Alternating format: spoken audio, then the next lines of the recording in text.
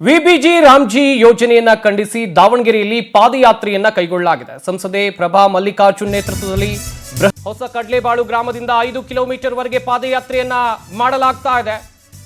ಮನರೇಗಾ ಯೋಜನೆಯನ್ನ ಮುಂದುವರಿಸಬೇಕು ಎನ್ನುವಂತ ಆಗ್ರಹ ಈ ಪಾದಯಾತ್ರೆ ಮೂಲಕ ಕೇಳಿಬಂದಿದೆ.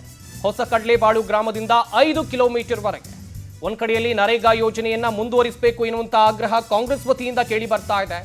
ತಲೆಯ ಮೇಲೆ ಬುಟ್ಟಿ, ಸಲಕೆ, ಪಿಕಾಸಿ ಹಿಡ್ಕೊಂಡು ಇಲ್ಲಿ ಕಾರ್ಯಕ್ರಮವನ್ನ ಉದ್ಘಾಟನೆ ಮಾಡಲಾಗಿದೆ. ಸಂಸದೆ ಪ್ರಭಾ ಮಲ್ಲಿಕಾರ್ಜುನ್ ತಲೆ ಮೇಲೆ ಬುಟ್ಟಿ ಹೊತ್ತು ಕಾರ್ಯಕ್ರಮವನ್ನ ಉದ್ಘಾಟಿಸಿದರು.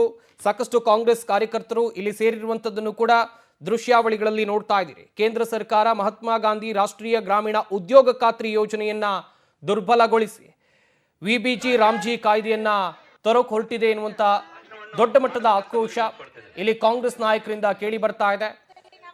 ಸದನದಲ್ಲಿ ಯಾವ ರೀತಿಯಾದಂತ ಜಟಾಪಟಿ ಆಯಿತು ಅಂತ ನೀವೆಲ್ಲರೂ ಕೂಡ ಗಮನಿಸಿದ್ರಿ. ಈಗ ದಾವಣಗೆರೆಯಲ್ಲಿ ಪಾದಯಾತ್ರೆಯನ್ನ ಕೈಗೊಳ್ಳಲಾಗಿದೆ. ಸಂಸದೆ ಪ್ರಭಾ ಮಲ್ಲಿಕಾರ್ಜುನ್ ನೇತೃತ್ವದಲ್ಲಿ ಬೃಹತ್ ಪಾದಯಾತ್ರೆಯಲ್ಲಿ ಸಾಕಷ್ಟು ಜನರು ಕೂಡ ಭಾಗವಹಿಸಿದ್ದಾರೆ. ಹೊಸ ಕಡ್ಲೇಬಾಳು ಗ್ರಾಮದಿಂದ 5 ಕಿಲೋಮೀಟರ್ ವರೆಗೆ ಈ ಪಾದಯಾತ್ರೆ ನಡೆಯುತ್ತೆ.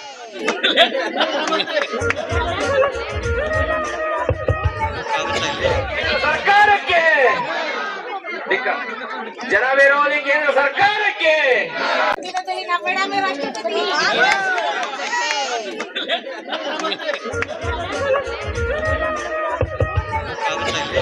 ಸರ್ಕಾರಕ್ಕೆ ಜನವಿರೋಧಿ ಕೇಂದ್ರ ಸರ್ಕಾರಕ್ಕೆ